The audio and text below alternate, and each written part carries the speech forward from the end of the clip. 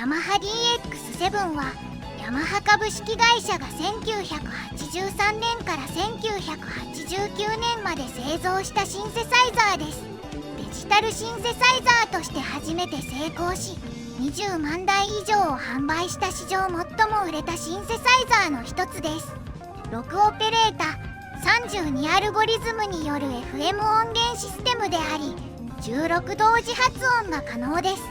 両指10本分よりも多い発音数はピアノでいうダンパーペダルを用いた音を長く持続させ、さらに次の音を重ねて弾く表現が可能になります。1980年代初頭、シンセサイザー市場はアナログシンセサイザーによって独占されていました。周波数変調によって音を生成する手段である FM 合成はカリフォルニア州スタンフォード大学のジョン・チョーニングによって開発されました。 FM 合成はより明るくガラスのようなサウンドを作成し、金管などのアコースティックサウンドをより適切に模倣することができました。ヤマハはこの技術をライセンス供与して DX7 を作成し、それを非常に大規模な統合チップと組み合わせて製造コストを削減しました。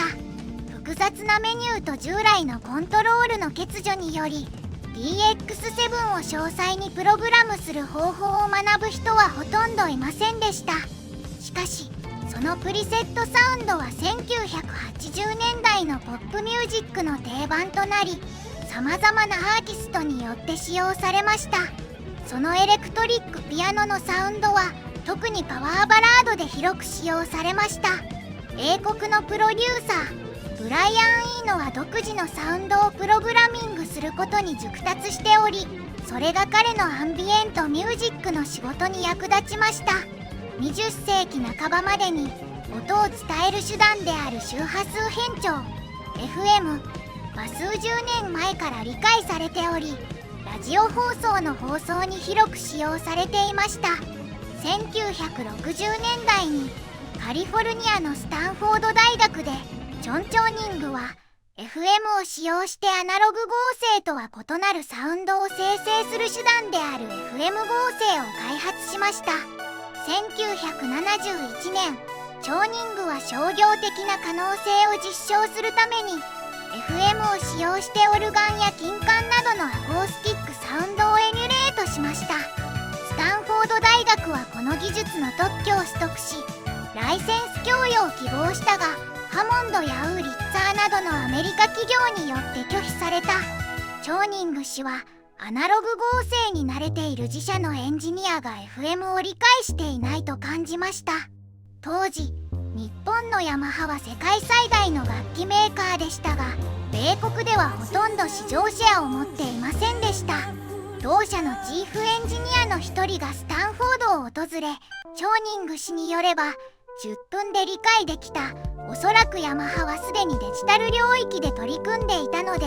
私が言っていることを正確に理解していたのだろう。ヤマハはその商業的実現可能性を判断するためにこの技術に1年間のライセンスを供与し、1973年に同社のオルガン部門が FM モノフォニックシンセサイザーのプロトタイプの開発を開始しました。1975年、ヤマハはこの技術の独占権を交渉しました。ヤマハは FM 合成の最初のハードウェア実装を作成しました。最初の商用 FM シンセサイザーは1980年に発売されたヤマハ GS1 でしたが、集積回路チップを使用しているため製造コストが高価でした。時にヤマハは非常に大規模な集積チップを製造する手段を開発していました。これらにより GS1 の50チップと比較して DX7 は2チップのみを使用することができました。ヤマハはまた効率と速度を向上させるために DX7 の FM アルゴリズムの実装を変更し、スタンフォードのシンセサイザーよりも高いサンプリングレートを実現しました。チョーニング氏はこれにより顕著なブリリアントサウンドが生成されると感じました。ヤマハは1982年に DX7 のプロトタイプを展示し、アナログシンセサイザーのヤマハ CS シリーズにちなんで CSDX というブランド名を付けました。1982年後半、ヤマハ CS80 の専門家であるデイブ・ブリストーとゲイリー・ロイエンバーガーは DX7 の音声を開発するために日本に飛びました。 DX7 の128個のプリセットパッチの作成にかかる時間は4日もかかりませんでした。アナログシンセサイザーの温かみのあるファジーなサウンドと比較してデジタル DX7 は荒々しくガラスっぽい冷たいサウンドでより豊かで明るいサウンドです。そのプリセットは複雑なトランジェントを備えた叩いたサウンドと弾いたサウンドを構成します。鍵盤は5オクターブに及び、鍵盤表現ではベロシティ感度とアフタータッチが可能です。 DX7 は16音のポリフォニーを備えており、16個の音を同時に鳴らすことができます。32種類のサウンド生成アルゴリズムを搭載しており、 DX7 は液晶ディスプレイを備えた最初のシンセサイザーであり、ユーザーがパッチに名前を付けることができる最初のシンセサイザーでした。 DX7 は商業的に成功した最初のデジタルシンセサイザーであり、今でも歴史上最も売れているシンセサイザーの一つです。ブリストーによれば、ヤマハは2万台以上の販売を望んでいたという。1年以内に注文は15万台を超え、ヤマハは3年後には20万台を販売しました。 DX7 は10万台以上を販売した最初のシンセサイザーでした。ヤマハはアメリカの競合他社が太刀打ちできない規模でユニットを製造した。比較するとモーグは11年間で1万2000台のミニモーグシンセサイザーを販売しましたが、需要に応えることができませんでした。シンセサイザー会社シーケンシャルの創設者であるデイブ・スミス氏によると、70年代後半のシンセサイザー市場は小さかった。こうした製品を5万台も販売する人は誰もいなかった。10万台以上を出荷した企業が出てきたのはヤマハ DX7 が登場するまでだった。スミス氏は DX7 は価格が手頃で、キーボード表現と16ボイスがあり、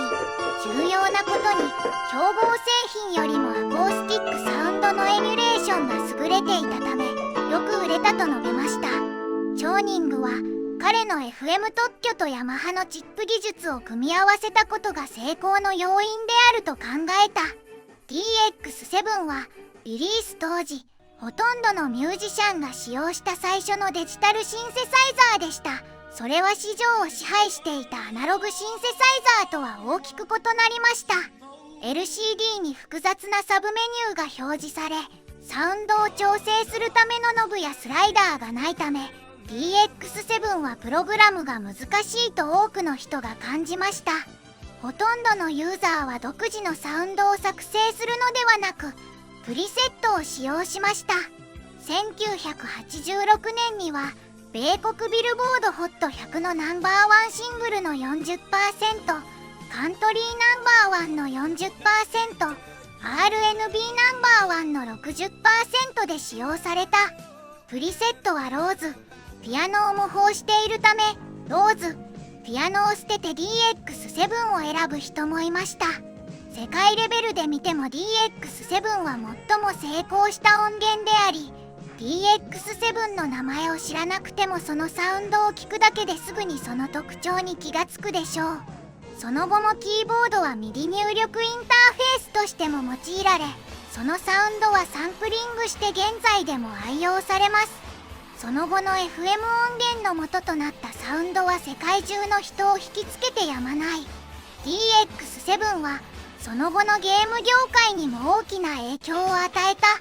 さまざまなアーティストや世界の人々に愛されたそのサウンドは、今日も世界中のラジオやポータブルプレイヤーによって往年のサウンドを奏で続ける。